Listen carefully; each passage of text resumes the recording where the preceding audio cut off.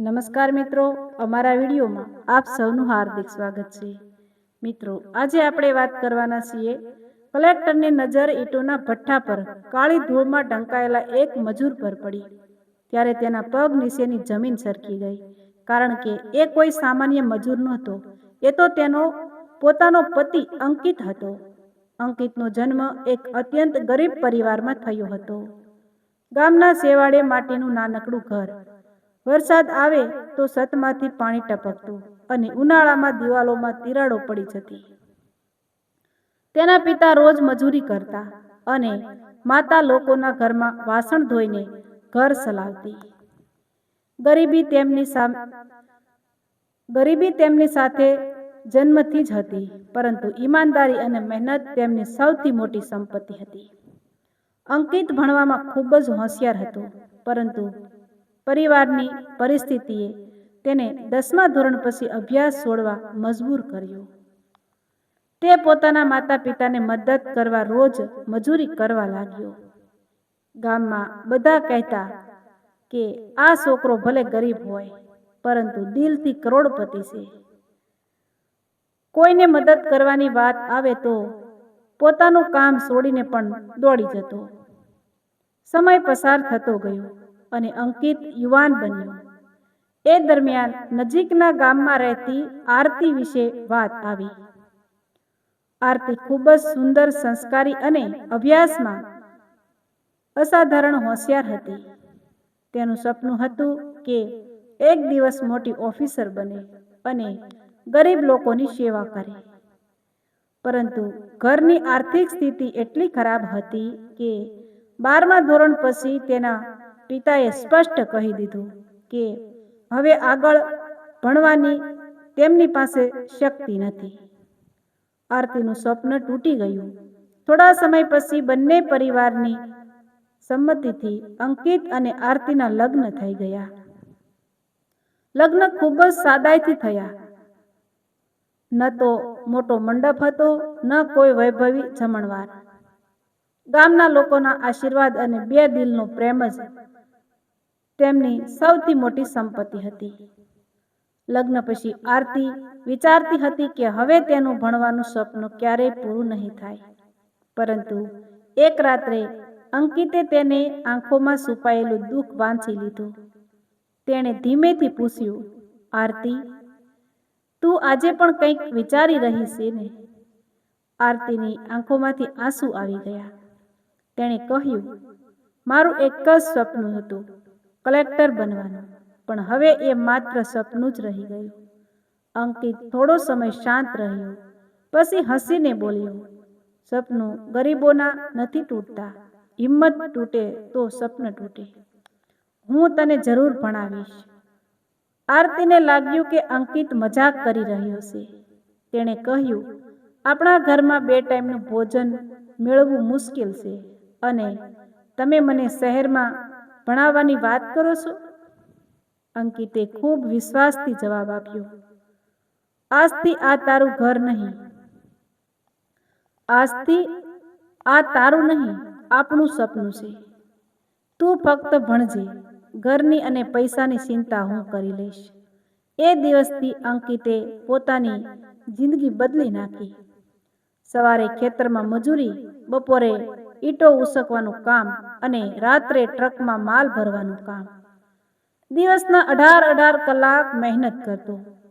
ગામના લોકો તેને કહેતા કે શરીર તૂટી જશે, પણ તે હસીને એક જ વાત કહેતો, મારી પત્ની એક દિવસ કલેક્ટર બનશે, એ દિવસ મારી દરેક મહેનતનું ફળ હશે। થોડા મહિનામાં તેણે થોડા પૈસા ભેગા કર્યા અને આરતીને શહેરમાં અભ્યાસ માટે મોકલી। બસ સ્ટેન્ડ પર વિદાયની ક્ષણે બંનેની આંખો ભીની હતી। અંકિતે તેના હાથમાં થોડા રૂપિયા આપીને કહ્યું, ક્યારેય પૈસાની ચિંતા ન કરતી, દર મહિને હું પૈસા મોકલીશ, તારે ફક્ત ભણવાનું છે। આરતીએ રડતા રડતા કહ્યું, હું એક દિવસ જરૂર પાછી આવીશ અને તમારું દરેક બલિદાન વ્યાજ સાથે પરત આપીશ। બસ ધીમે ધીમે આગળ વધતી ગઈ। અંકિત બસને દૂર સુધી જોતો રહ્યો, તેણે ખબર નહોતી કે આજનો આ વિયોગ માત્ર થોડા દિવસો નહીં, પરંતુ આખા 10 વર્ષનો બનવાનો હતો. અને નસીબ તેમના માટે એવી ભયાનક પરીક્ષા લખી ચૂક્યું હતું જેના વિશે બંનેએ ક્યારેય કલ્પના પણ નહોતી કરી. અંકિત માટે હવે દરેક દિવસ એક જ લક્ષ્ય લઈને શરૂ થતો હતો. આરતીના અભ્યાસમાં ક્યારેય પૈસાની અછત ન આવે.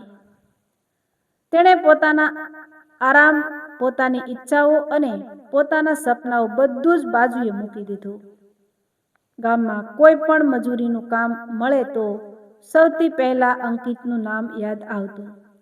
સવારના 5 વાગ્યાથી સાંજના 7 વાગ્યા સુધી ખેતરમાં પરસેવો પાડતો અને પછી રાત્રે ટ્રકમાંથી સિમેન્ટની બોરીઓ ઉતારવાનું કામ કરતો.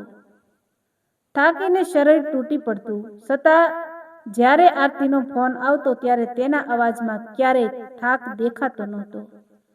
હંમેશા હસીને કહેતો, તું ફક્ત ભણવામાં ધ્યાન રાખજે, બાકી બધું હું સંભાળી લઈશ. આરતી પણ દિવસ રાત મહેનત કરતી. શહેરમાં એક નાનકડા ભાડાના રૂમમાં રહેતી. કોલેજ જતી, લાઇબ્રેરીમાં કલાકો સુધી અભ્યાસ કરતી અને દરેક પરીક્ષામાં ઉત્તમ ગુણ લાવતી. દર મહિને અંકિત પૈસા મોકલતો અને સાથે એક નાનકડો પત્ર પણ લખતો. એ પત્રમાં પ્રેમ કરતાં વધારે હિંમત અને વિશ્વાસ ભરેલો હોય. એક દિવસ આખું ગામ તારા નામથી ઓળખાશે. મારે તને કલેક્ટરની ખુરશી પર બેઠેલી જોવી છે. હું ભલે અભણ રહી ગયો, પણ મારી પત્ની આખા જિલ્લાનો ગર્વ બનશે. આવા શબ્દો વાંચીને આરતીની આંખો ભીની થઈ જતી અને તે મનમાં વધુ મહેનત કરવાની કસમ ખાતી. 3 વર્ષ સુધી બધું સારી રીતે ચાલતું રહ્યું. બંને વચ્ચેનો પ્રેમ અંતર હોવા છતાં વધુ મજબૂત બનતો ગયો. પછી એક દિવસ ચોમાસાની ભયાનક રાત આવી. આકાશમાં સતત વીજળી કકડી રહી હતી. ગામમાં ધોધમાર વરસાદ શરૂ થયો. નદીમાં પૂર આવ્યું. આખું ગામ પાણીમાં ગરકાવ થવા લાગ્યું. અંકિત પોતાના માતા પિતાને બસાવવા દોડ્યો. એ દરમિયાન જોરદાર પવન સાથે તેમનું કાચું મકાન ધડાકાભેર તૂટી પડ્યું. અંકિત અને ગામ લોકોએ ઘણી મહેનત કરીને માતા પિતાને બહાર કાઢ્યા, પરંતુ ઘરનો એક પણ સામાન બસ્યો નહીં. કપડાં, દસ્તાવેજો, બસાવેલા રૂપિયા અને આરતીના બધા સરનામા તથા ફોન નંબર લખેલી ડાયરી પણ વરસાદના પાણીમાં વહી ગઈ. બીજે દિવસે ગામનો મોબાઈલ ટાવર પણ પડી ગયો. ઘણા દિવસો સુધી ફોન સેવા બંધ રહી. જ્યારે થોડા દિવસ પછી બધું સામાન્ય થયું ત્યારે અંકિતે શહેરમાં આરતીને સંપર્ક કરવાનો ઘણો પ્રયત્ન કર્યો, પરંતુ નંબર બંધ આવતો. તેણે પોસ્ટ ઓફિસમાં જઈને પત્ર મોકલવાનો પ્રયાસ કર્યો, પરંતુ સંપૂર્ણ સરનામું યાદ નહોતું. બીજી તરફ આરતી પણ સતત ફોન કરતી રહી, પરંતુ દરેક વખતે એક જ જવાબ મળતો, આ નંબર હાલમાં ઉપલબ્ધ નથી. તેણે પત્ર લખ્યા, પરંતુ ગામમાં થયેલા પૂરના કારણે ઘણા પત્રો ક્યારેય પહોંચ્યા જ નહીં. મહિનાઓ સુધી બંને એકબીજાની રાહ જોતા રહ્યા. બંનેને લાગતું હતું કે કદાચ સામેની વ્યક્તિ કોઈ મુશ્કેલીમાં હશે. સમય આગળ વધતો ગયો, પરંતુ બંને વચ્ચેનું અંતર વધતું ગયું. ઘર બરબાદ થઈ જતા અંકિત પાસે હવે કોઈ રસ્તો નહોતો. માતા પિતાની સારવાર, રોજનું ભોજન અને જીવતા રહેવા માટે પૈસાની ખૂબ જરૂર હતી. ત્યારે ગામમાં આવેલા એક ઠેકેદારે કહ્યું, જો ખરેખર કામ કરવું હોય તો મારી સાથે શહેરની બહાર આવેલા ઈંટોના ભઠ્ઠા પર ચાલ. ત્યાં 7 દિવસ મજૂરી મળશે, પણ કામ ખૂબ કઠિન છે. અંકિતે એક ક્ષણ પણ વિચાર્યું નહીં. તેણે મનમાં કહ્યું, જો હું અહીં બેસી રહીશ તો પરિવાર ભૂખ્યો મરી જશે. કદાચ એક દિવસ હું ફરી આરતીને શોધી કાઢીશ. અને એ જ આશા લઈને તે ઈંટોના ભઠ્ઠા તરફ નીકળી પડ્યો. તેણે ખબર નહોતી કે નસીબ હવે તેની જિંદગીને એવો વળાંક આપવા જઈ રહ્યું હતું જેને કારણે આખા 10 વર્ષ સુધી પત્ની સામે હોવા છતાં બંને એકબીજાને મળી શકવાના નહોતા. અંકિત જ્યારે ઈંટોના ભઠ્ઠા પર પહોંચ્યો ત્યારે તેને સમજાઈ ગયું કે આ માત્ર કામ કરવાની જગ્યા નહોતી, પરંતુ ગરીબી સામે લડતા હજારો લોકોનું જીવન હતું. સવારે 4 વાગ્યે ઉઠવું, કાદવમાં માટી ભેળવવી, ઈંટોના ઢગલા તૈયાર કરવા, તપતા સૂરજ નીચે કલાકો સુધી કામ કરવું અને રાત્રે થાકેલા શરીર સાથે સૂઈ જવું. અહીં કોઈના સપના નહોતા, માત્ર પેટ ભરવાની મજબૂરી હતી. અંકિત પણ એ હજારો મજૂરોમાં એક બની ગયો. તેના હાથમાં સાલા પડી ગયા, ચહેરો કાળો પડી ગયો અને શરીર દિવસે ને દિવસે કમજોર બનતું ગયું. છતાં એક વસ્તુ ક્યારેય બદલાઈ નહીં, આરતી માટેનો તેનો પ્રેમ. દર રાત્રે સૂતા પહેલા તે આકાશમાં ચમકતા તારાઓને જોતો અને ધીમેથી બોલતો, આરતી, મને વિશ્વાસ છે કે તું જ્યાં હશે ત્યાં ખુશ હશે. ભગવાન કરે તું તારો કલેક્ટર બનવાનો સપનો જરૂર પૂરો કરે. બીજી તરફ આરતી પણ સંઘર્ષ કરી રહી હતી. સંપર્ક તૂટી ગયા પછી તેણે ઘણા મહિના સુધી અંકિતને શોધવાનો પ્રયાસ કર્યો. કોલેજના અભ્યાસની સાથે તે દરેક રજામાં ગામ જવા નીકળતી, પરંતુ પૂર પછી ગામના ઘણા લોકો બીજી જગ્યાએ વસવાટ કરવા ચાલ્યા ગયા હતા. કોઈ કહે અંકિત શહેર ગયો છે, કોઈ કહે પરિવાર સાથે ક્યાંક દૂર રહે છે, તો કોઈ કહે કદાચ તે હવે આ દુનિયામાં નથી. કોઈ પાસે સાચો જવાબ નહોતો. આરતી દર વખતે નિરાશ થઈને પાછી ફરતી, પરંતુ તેણે એક નિર્ણય કર્યો, હું ભલે અંકિતને શોધી શકતી નથી, પરંતુ જે સપનું તેણે મારા માટે જોયું હતું તે હું કોઈ પણ કિંમતે અધૂરું નહીં રાખું. ત્યારથી તેણે પોતાનું આખું જીવન અભ્યાસમાં સમર્પિત કરી દીધું. દિવસ રાત મહેનત, સતત પરીક્ષાઓ, અનેક નિષ્ફળતાઓ, પછી ફરી ઊભા થવાની હિંમત. આખરે એ દિવસ આવ્યો જ્યારે યુપીએસસીના પરિણામમાં આરતીનું નામ સમગ્ર રાજ્યમાં ગુંજી ઉઠ્યું. તે કલેક્ટર તરીકે પસંદ થઈ હતી. પરિણામ સાંભળતા જ તેની આંખોમાંથી આંસુ વહેવા લાગ્યા. તેને સૌથી પહેલા અંકિત યાદ આવ્યો. તે ધીમેથી બોલી, આ જીત મારી નથી, આ તો મારા પતિની મહેનતનું ફળ છે. કલેક્ટર તરીકે તાલીમ પૂર્ણ થયા પછી આરતીએ પોતાની ઓફિસમાં બેસતા જ એક કામ કર્યું. તેણે 10 વર્ષ જૂનો એક નાનો ફોટો પોતાના ટેબલ પર મૂકી દીધો. એ ફોટામાં અંકિત હસતો હતો. ઓફિસમાં આવતા દરેક અધિકારી પૂછતા, મેડમ, આ કોણ છે? આરતી હંમેશા એક જ જવાબ આપતી, મારા જીવનનો સૌથી મોટો આધાર, જેને કારણે આજે હું અહીં બેઠી છું. પરંતુ અંદરથી તે દરરોજ તૂટી રહી હતી. દરરોજ નવી આશા સાથે કોઈને કોઈ જિલ્લામાં અંકિત વિશે પૂછપરછ કરાવતી, પોલીસ રેકોર્ડ તપાસતી, જૂના ગામના લોકોને મળતી, મજૂર વસાહતોમાં માહિતી મોકલાવતી, પરંતુ ક્યાંયથી કોઈ ખબર મળતી નહોતી. 10 વર્ષ વીતી ગયા. અંકિત હજુ પણ ઈંટોના ભઠ્ઠા પર મજૂરી કરી રહ્યો હતો. હવે તેના વાળમાં સફેદી દેખાવા લાગી હતી.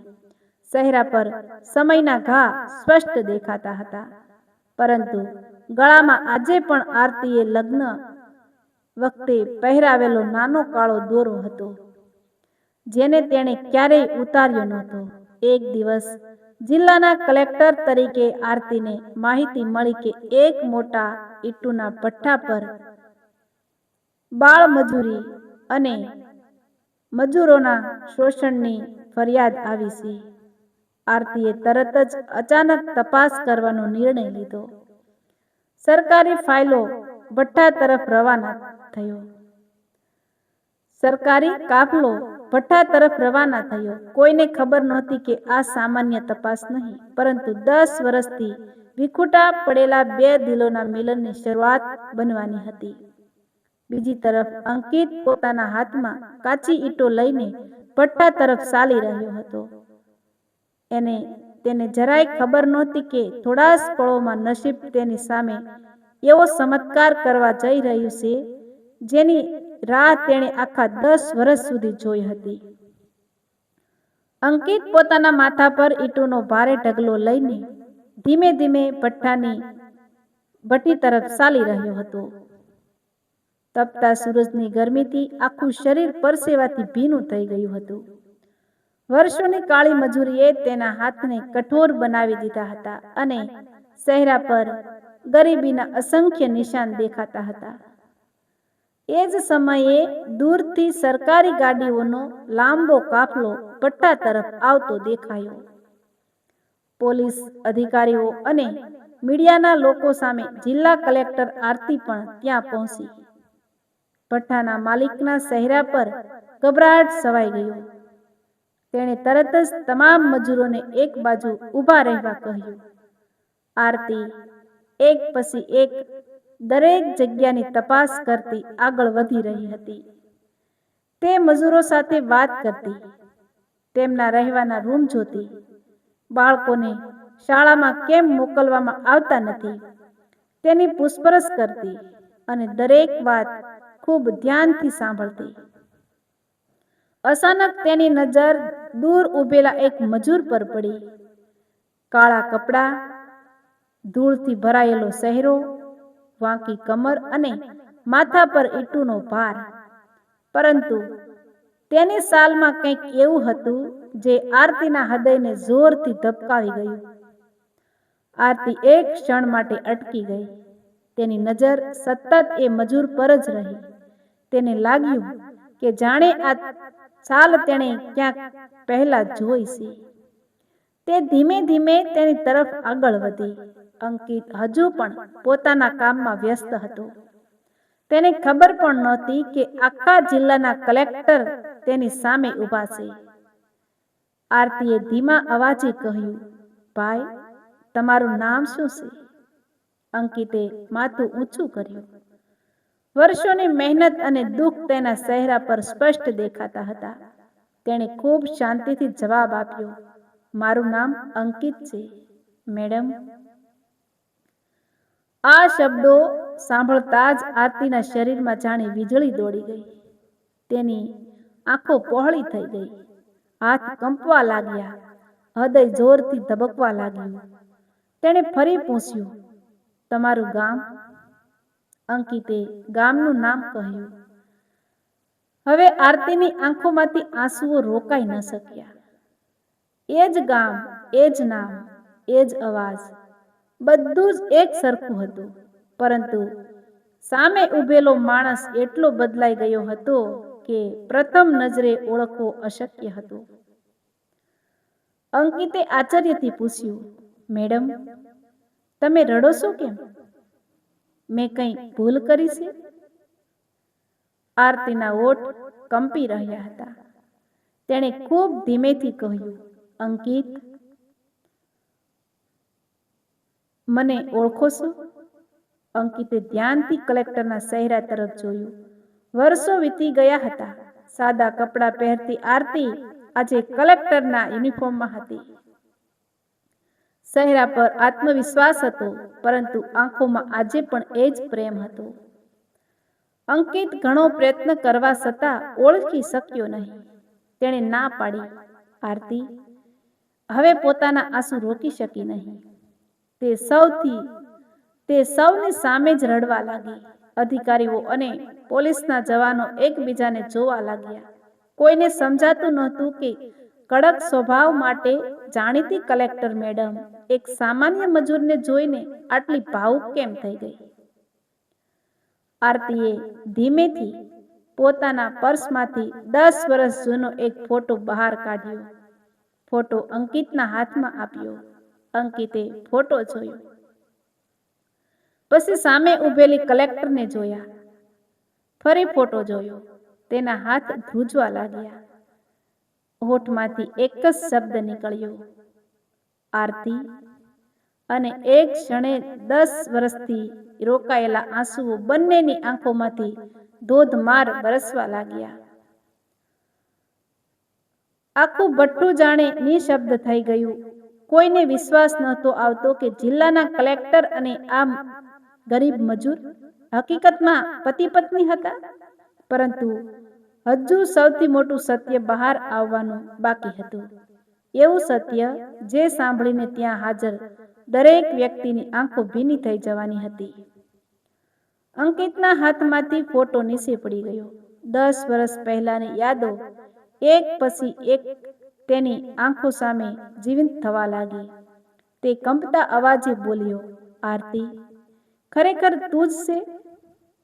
મેં તો ભગવાન પાસે માત્ર એટલી જ પ્રાર્થના કરી હતી કે તું જ્યાં પણ હો ત્યાં ખુશ રહેજે. પરંતુ આજે તું મારી સામે કલેક્ટર બનીને ઊભી છે. એટલું બોલતા જ અંકિતની આંખોમાંથી આંસુઓ ધોધમાર વહેવા લાગ્યા. આરતી દોડી આવી અને વર્ષો પછી પહેલી વાર પોતાના પતિનો હાથ પકડી લીધો. બંને એકબીજાને જોતા જ રહ્યા. 10 વર્ષનું અંતર, હજારો દુઃખો અને લાખો યાદો જાણે એક જ પળમાં આંખોમાં સમાઈ ગઈ. ભઠ્ઠા પર ઊભેલા દરેક મજૂરની આંખો ભીની થઈ ગઈ.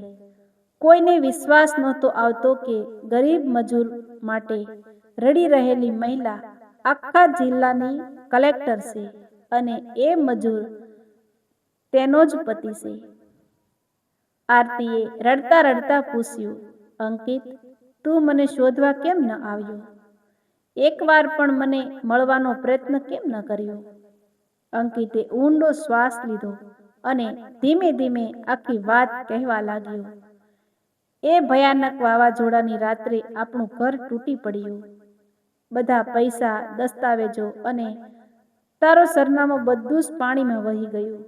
મેં ઘણા દિવસ સુધી તારો નંબર મળવાનો પ્રયત્ન કર્યો, પરંતુ ફોન લાગતો નહોતો.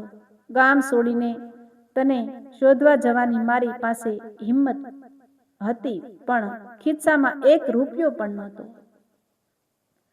માતા પિતાની સારવાર કરવાની હતી. કરાવવાની હતી. પછી મજૂરી માટે અહીં આવી ગયો. દરેક મહિને વિચારતો કે થોડા પૈસા ભેગા થાય પછી જરૂર તને શોધીશ. પણ ગરીબ માણસના સપના રોજની મજૂરીમાં જ દટાઈ જાય છે. અંકિતના દરેક શબ્દ સાથે આરતીનું હૃદય તૂટી રહ્યું હતું. તે રડતા રડતા બોલી, મેં પણ તને ખૂબ શોધ્યો હતો. ગામમાં ગઈ, પોલીસમાં પૂછપરછ કરાવી, દરેક જગ્યાએ તારી માહિતી મેળવી, પરંતુ કોઈ પાસે સાચો જવાબ નહોતો. મને તો લાગતું હતું કે કદાચ આરતી આગળ બોલી ન શકે. અંકિતે તરત જ કહ્યું, ના આરતી, હું મર્યો નહોતો. હું તો ફક્ત જીવી રહ્યો હતો, કારણ કે મને વિશ્વાસ હતો કે તું એક દિવસ જરૂર કલેક્ટર બનશે. આ શબ્દો સાંભળીને ત્યાં હાજર અધિકારીઓ પણ ભાવુક થઈ ગયા. આરતીએ ધીમેથી અંકિતના કઠોર બની ગયેલા હાથ પોતાના હાથમાં લીધા. એ હાથમાં વર્ષોની મજૂરીના ઘા હતા. તેણે રડી પડી અને બોલી, આ હાથોએ ઈંટો નહીં, મારા સપનાઓ ઉસક્યા છે. આજે લોકો મને કલેક્ટર કહે છે, પરંતુ સાચો અધિકારી તો તું છે, અંકિત. જો તું એ દિવસે મને ભણાવવા ન મોકલ્યો હોત તો આજે હું અહીં ન હોત. ભઠ્ઠાના બધા મજૂરોએ તાળીઓ પાડી, પરંતુ દરેકની આંખોમાં આંસુ હતા. એ દરમિયાન ભઠ્ઠાના એક વૃદ્ધ મજૂર આગળ આવ્યા અને કલેક્ટરને કહ્યું, મેડમ, અંકિતભાઈએ આજ સુધી ક્યારેય પોતાની મુશ્કેલી કોઈને કહી નથી. ઘણા દિવસ તો પોતે ભૂખ્યા રહીને બીજા મજૂરોને જમાડ્યા છે. કોઈ બીમાર પડે તો પોતાનો પગાર આપી દે. અમે બધા તેમને ભાઈ નહીં, ભગવાન માનીએ છીએ. આ સાંભળીને આરતીને પોતાના પતિ પર ગર્વ થયો. તેણે તરત જ જિલ્લા અધિકારીઓને આદેશ આપ્યો કે ભઠ્ઠા પર કામ કરતા તમામ મજૂરોની સંપૂર્ણ તપાસ કરવામાં આવે. જેમને સરકારી યોજનાનો લાભ નથી મળતો તેમને તરત લાભ આપવામાં આવે અને બાળકોના શિક્ષણની વ્યવસ્થા કરવામાં આવે. ત્યારબાદ તેણે અંકિત તરફ જોયું અને કહ્યું, આજે હું કલેક્ટર તરીકે નહીં, તારી પત્ની તરીકે આવીશું. હવે એક પણ દિવસ તને આ ભઠ્ઠા પર મજૂરી કરવા નહીં દઉં. અંકિત હળવું સ્મિત કરીને બોલ્યો, મને કલેક્ટરની પત્ની બનવાનો ગર્વ નથી આરતી. મને એ વાતનો ગર્વ છે કે મારી પત્નીએ પોતાનું વસન પૂરું કર્યું.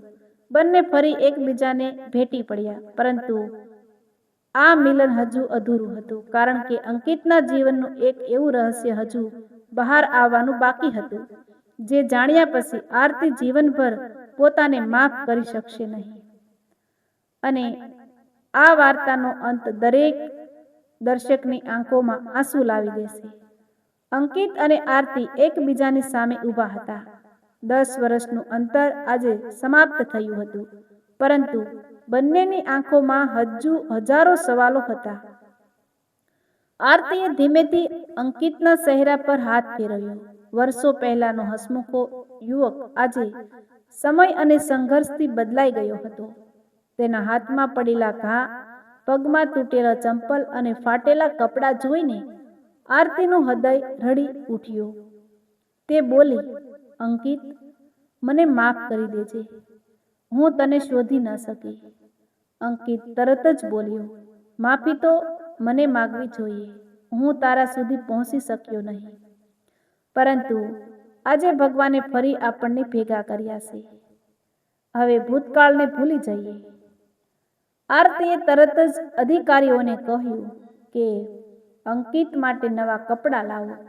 થોડા સમય પછી જ્યારે અંકિત સાફ કપડાં પહેરીને બહાર આવ્યો ત્યારે ભઠ્ઠા પર કામ કરતા બધા મજૂરોએ તાળીઓ પાડી. વર્ષો પછી પહેલી વાર તેના ચહેરા પર સાસુ સ્મિત દેખાતું હતું. આરતીએ બધાની સામે અંકિતનો હાથ પકડીને કહ્યું, આ માણસે પોતાના સપનાઓનું બલિદાન આપીને મને કલેક્ટર બનાવી છે. આજે હું જે કંઈ છું એના પાછળ આ માણસની મહેનત છે.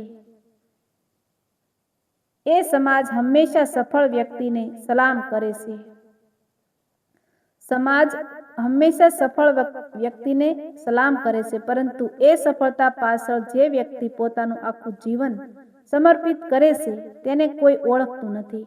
આજે હું મારા પતિને આખા જિલ્લાની સામે સન્માન આપું છું. ભઠ્ઠા પર હાજર દરેક વ્યક્તિ ઊભી થઈ ગઈ. તાળીઓના ગડગડાટ વચ્ચે ઘણા લોકોની આંખોમાં આંસુ હતા. ભઠ્ઠાના માલિકે પણ પોતાની ભૂલો સ્વીકારી અને મજૂરો માટે સારી વ્યવસ્થા કરવાનું વચન આપ્યું. આરતીએ સરકાર તરફથી તમામ મજૂરોના બાળકોના શિક્ષણ, આરોગ્ય અને રહેઠાણ અંગે તાત્કાલિક કાર્યવાહી કરવાનો આદેશ આપ્યો.